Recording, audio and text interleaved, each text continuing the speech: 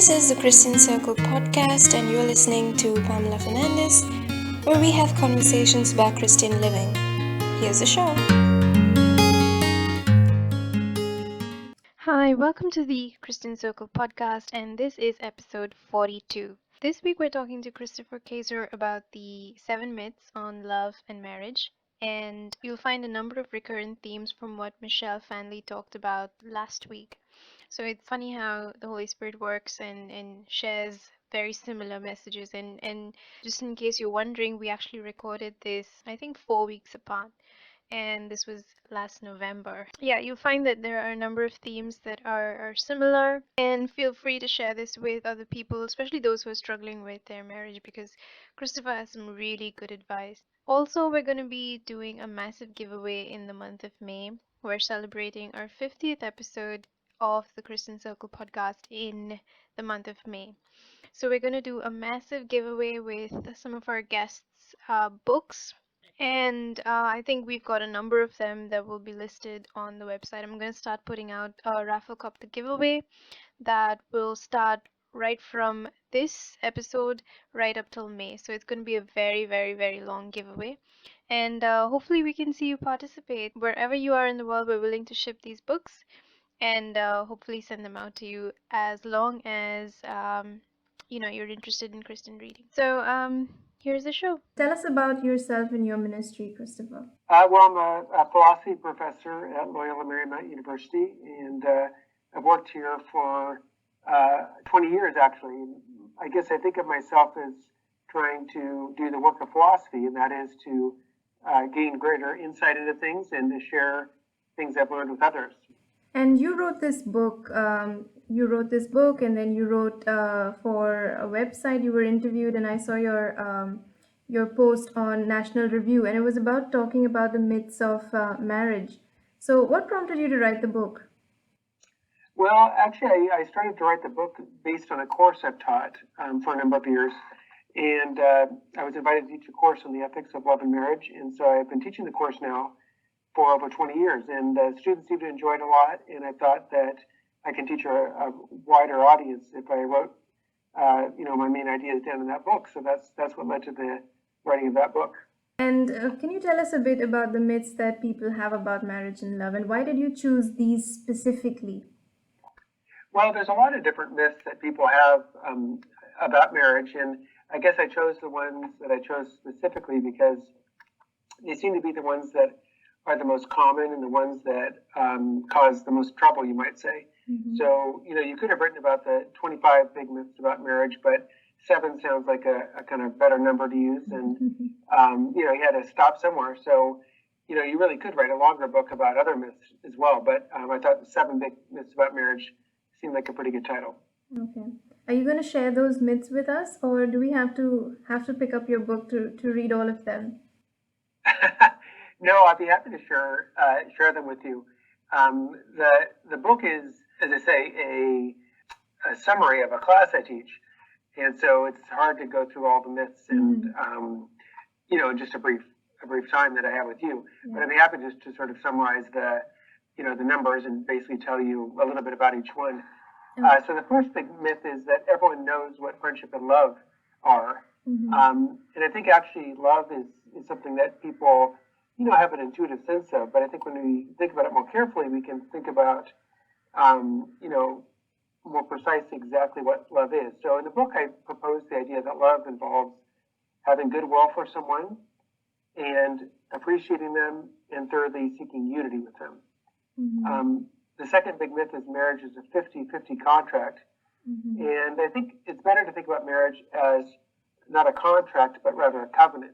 So it's not about an exchange of goods and services. Yeah. It's really about giving yourself fully to someone else. And it's not 50-50, but it's 100%. 100%. Both people are promising to love each other unconditionally. The third myth is love alone constitutes a marriage. And I think that really love obviously is necessary for marriage, but we need more than just love. Yeah. So you could have love between 15, 20 different people, but I think that marriage isn't, about 15 or 20 different people. It's really just about 2 people. Mm-hmm. The next myth is premarital sex is no big deal. And in this chapter, I basically look to the empirical and scientific evidence that sex is best saved within the covenant of marriage. The sixth big myth is children are irrelevant to marriage. And in this one, I talk about children as real good for marriage, helping the couple come together, reducing the likelihood of divorce, and actually helping the couple get to heaven. And then the final myth I talk about is that there's nothing wrong with contraception to prevent babies or with using in vitro fertilization to make babies. And so in this chapter, I'm looking at basically contraception and in vitro fertilization and considering them both from an ethical perspective. So which is the most widespread out of all of these myths?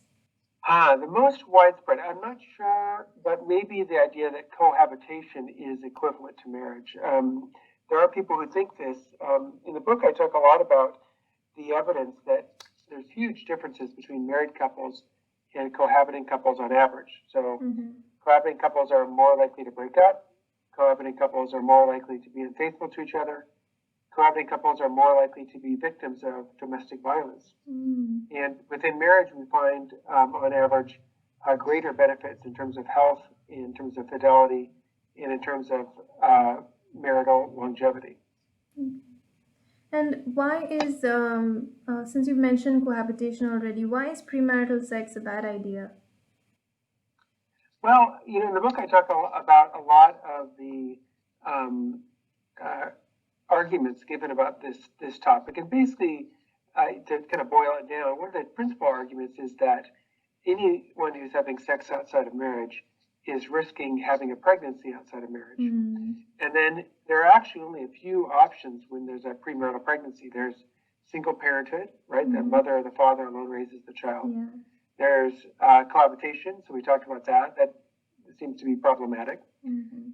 There is adoption, which in some cases can be the best for the baby, but in many cases is problematic. There's abortion, which obviously ends the life of the human being in utero. And then finally, there's getting married.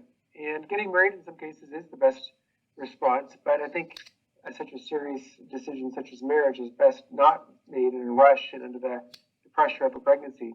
So basically, to a greater or lesser degree, all of these options are far from ideal.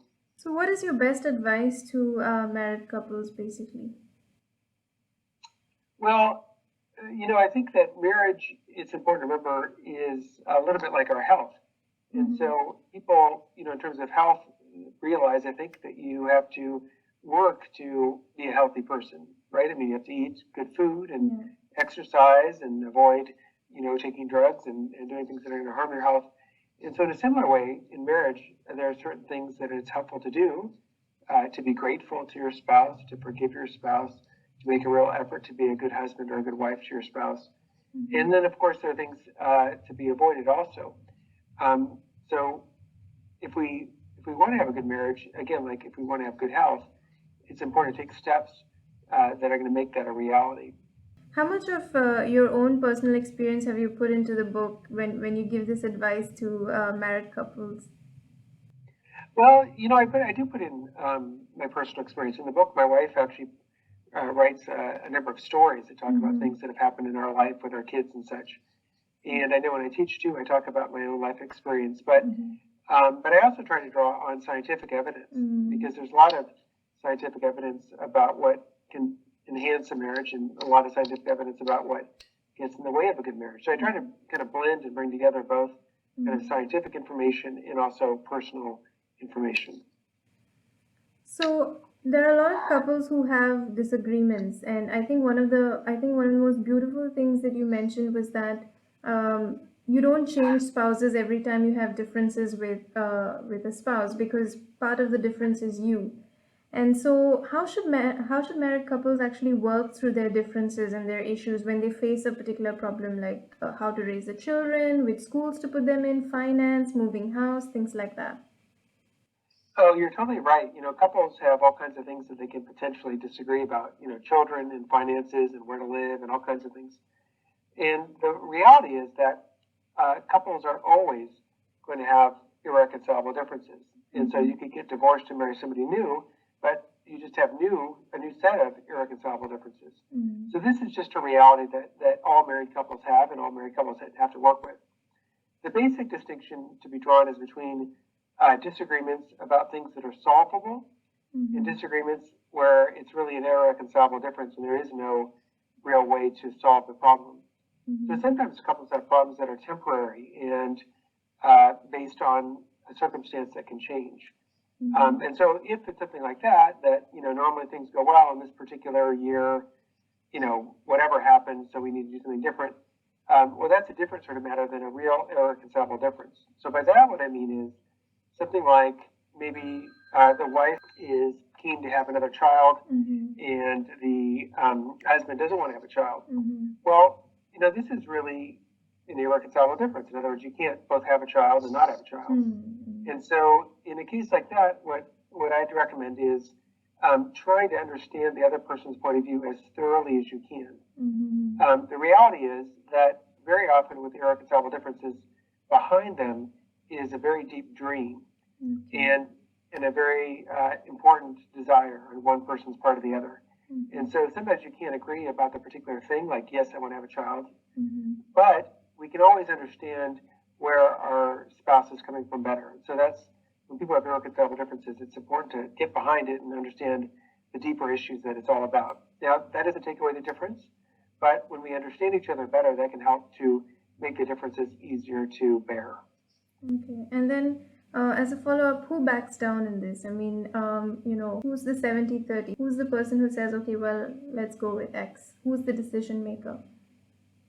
Well, that's a good question. And I think in reality, different couples handle that in different ways. I mean, there are some couples where the husband basically, push comes to shove, makes the decision. There are some couples where the wife, push comes to shove, makes the decision. I think it's probably best for them to continue talking about it and to figure out together what really is the best way to move forward. Because obviously men can make mistakes and obviously women can make mistakes. Mm-hmm. So since no one's infallible, it's important to continue discussing things and then we can figure out what really is the right thing to do. In terms of the evidence that you've seen, does spirituality to a certain extent help in making a better marriage? Yeah, there's a lot of evidence that shows that couples that worship together, that attend services together, are much more likely to stay married and have happy marriages. And I know in my own experience too that sharing faith with my wife has been a real enhancement of our relationship and really helped us to love each other better and to move forward and to really grow together over the years. So I do advise people very strongly actually to try to marry someone who shares their faith tradition. Sometimes people think, oh, it doesn't really matter. But very often it takes place, especially when children come along, that faith becomes more and more important.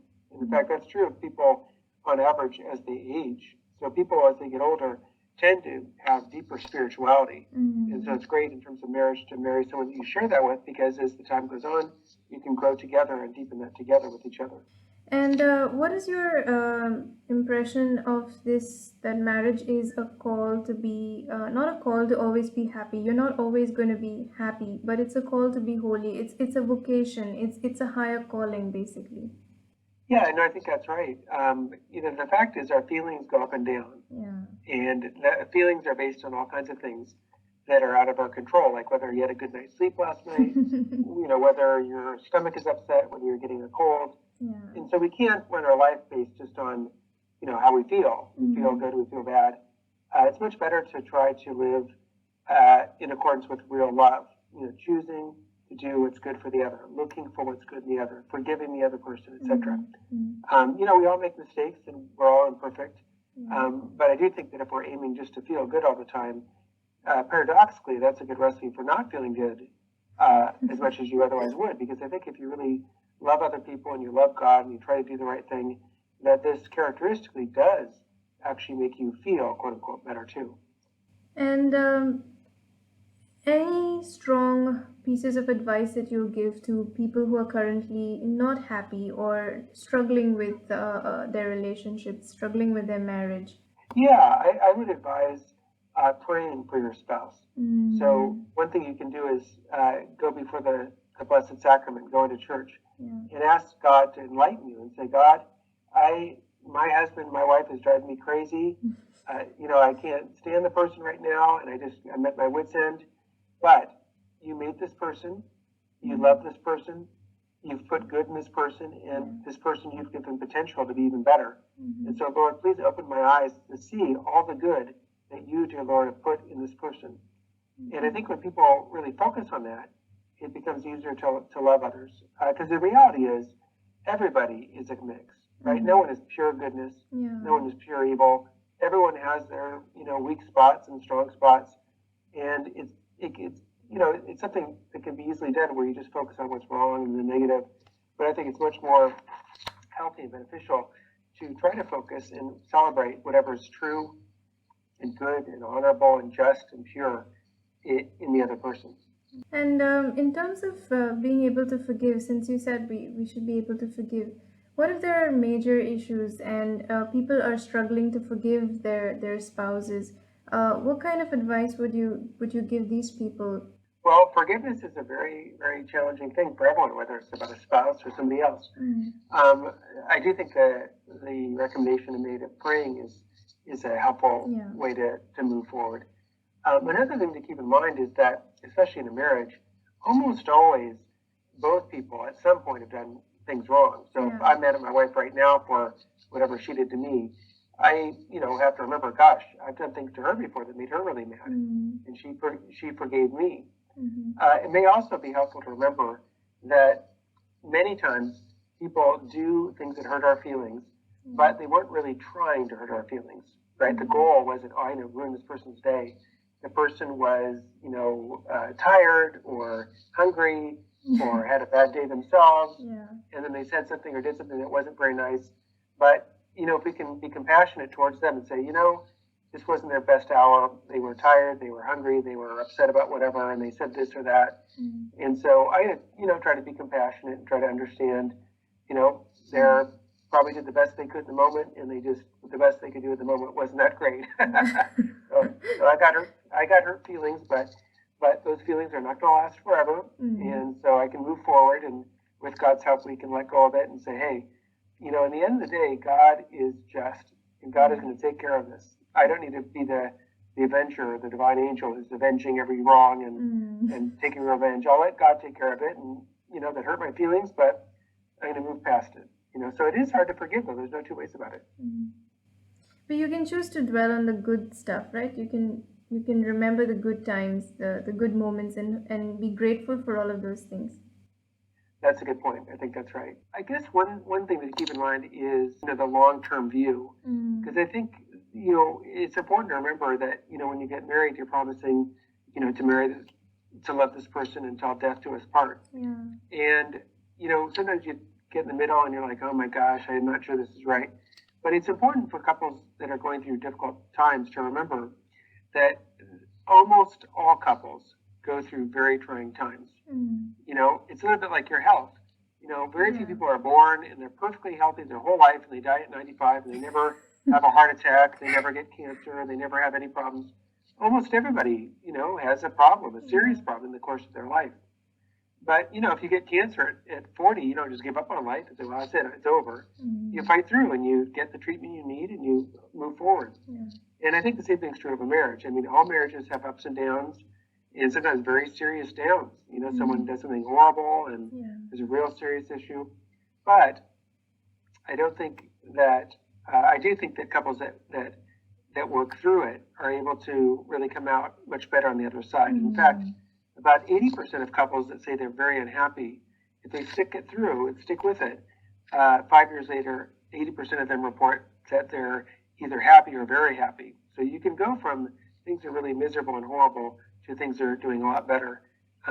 This happens all the time. So I think just because you're in a storm right now and you think things are, there's no hope, there's no moving forward, there's always hope, right? As long as God is around, there's always hope for us. So it's important to hang on to that in difficult times. Wow.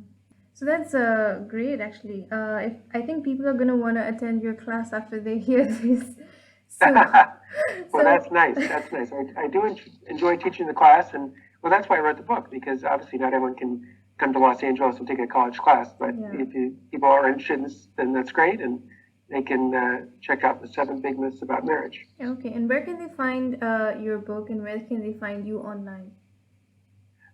Well, it's on Amazon. It's on, I think, Barnes & Noble. You can go to Ignatius.com, Ignatius Press's website. They're the ones who put out the book. Okay. And then I'm on Facebook, so people can look up Christopher Kaczor and friend me if they want. Okay. Yeah, I don't have that lively an online presence, but, I post things on Facebook once in a while. So anyway, that's something that people can do if they like. Okay, great.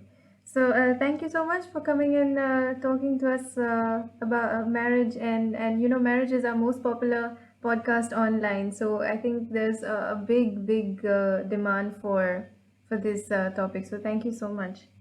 Oh, my pleasure. Thanks for talking with me.